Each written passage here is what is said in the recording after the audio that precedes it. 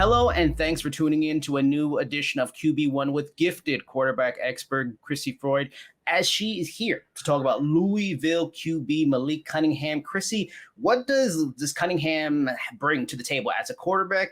And is he kind of like a dark horse among this class of 2022 college quarterbacks?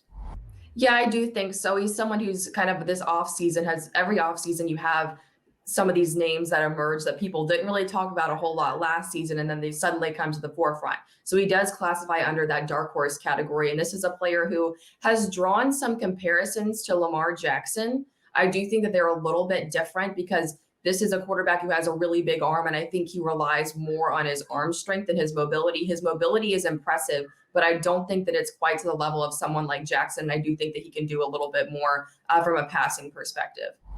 How did the 2021 season play out for him? And does that tell us anything about, where he's going this season?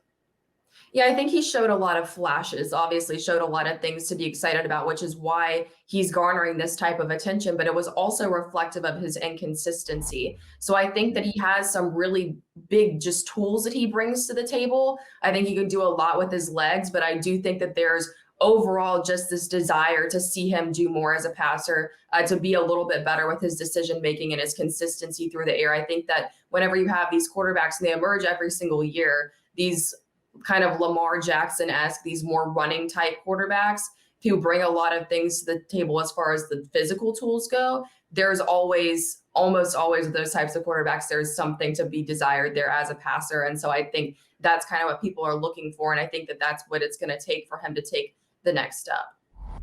How much of a chip would you say he has on his shoulder going into this season? And does Cunningham have, how much does the Louisville rivalry with Kentucky play into that?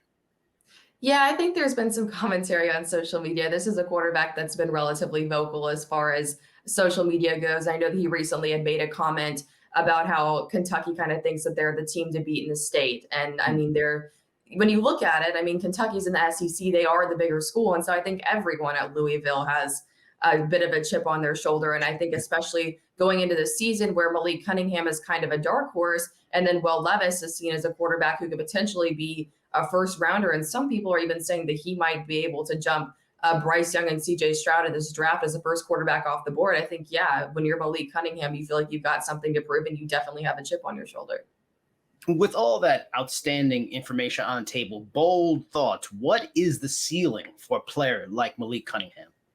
Yeah, I think that as long as he takes the next step as a passer, which I think that it's still early on enough that he could do that this is a quarterback that brings everything to the table that people want to see in the modern era. That's just the only thing is that what it comes down to is whenever you have these quarterbacks that have a lot of tools, that have the arm strength. I mean, arm strength doesn't make you a good passer, and then they can do things on the ground. Over time, those quarterbacks do slow down. And so if all that he has left with him is his arm strength, then this is a quarterback that's probably not going to make it very far. That will be a later round pick. But I think that if he does show development as a passer and just continues to impress with everything else that he has, that this is a quarterback who could potentially and has been projected to go as early as like the first or second round. So I do think he could be an early round pick, but there's got to be some development there.